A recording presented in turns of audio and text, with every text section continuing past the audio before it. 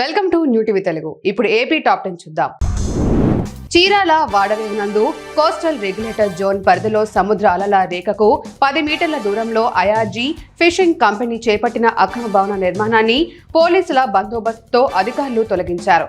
జిల్లా కలెక్టర్ వెంకటమురళి ఆదేశాల మేరకు ఆర్డీఓ చంద్రశేఖర్ నాయుడు నేతృత్వంలో అధికారులు చర్యలు చేపట్టారు. అక్రమ కట్టడాలు నిర్మించే వారిపై తగు చర్యలు తీసుకుంటామని ఆర్డీఓ తెలిపారు.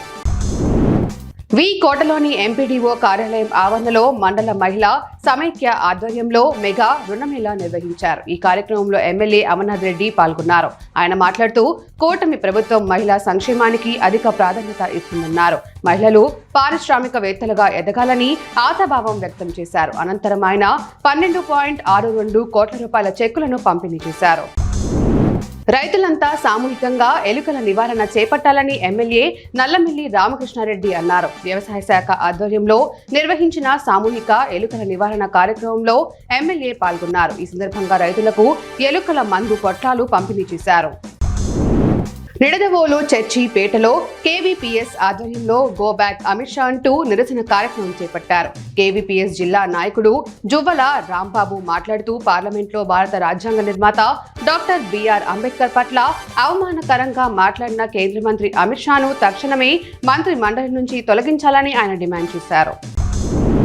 పరిసరాల పరిశుభ్రత ప్రతిపక్షుల బాధ్యత అని ఎమ్మెల్యే నల్లమిల్లి రామకృష్ణారెడ్డి అన్నారు. అనపర్తిలో జరిగిన స్వచ్ఛ ఆంధ్ర స్వచ్ఛ దివస్ కార్యక్రమంలో ఆయన పాల్గొన్నారు. ఈ సందర్భంగా కూటమి నాయకులు, అధికారులు పారిశుద్ధ్య కార్మికులతో కలిసి రోడ్లు ఊడ్చారు. ప్రతి ఒక్కరూ స్వచ్ఛతపై అవగాహన పెంచుకొని పర్యావరణ పరిరక్షణలో భాగస్వాములు కావాలన్నారు. సూళ్లూరుపేటలో ఫ్లెమింగో ఫెస్టివల్ ప్రారంభించేందుకు ముఖ్య అతిథిగా విచ్చేసిన ఆంధ్రప్రదేశ్ పర్యాటక శాఖ మంత్రి కందుల దుర్గేష్ ను జనసేన పార్టీ ప్రోగ్రాం కమిటీ రాష్ట్ర కార్యదర్శి కొట్టే వెంకటేశ్వర్లు మర్యాదపూర్వకంగా కలిసి శుభాకాంక్షలు తెలియజేశారు.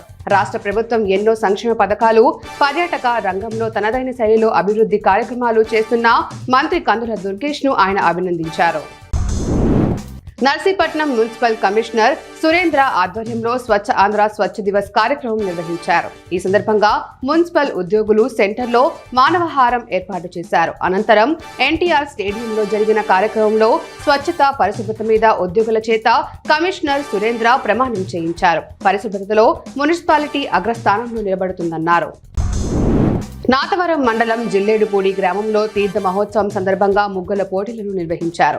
ఈ పోటీలో మహిళలు ఉత్సాహంగా పాల్గొని వేసిన ముగ్గులు ఆకట్టుకున్నాయి. నాతవరం ఎస్ఐ సిహెచ్ భీమరాజు హాజరై విజేతలను ప్రకటించారు. ఎస్ఐ మాట్లాడుతూ తీర్థాల సందర్భంగా గ్రామాల్లో ఇటువంటి పోటీలు నిర్వహించడం హర్షణీయమన్నారు. ఈ కార్యక్రమంలో గ్రామస్తులు పాల్గొన్నారు.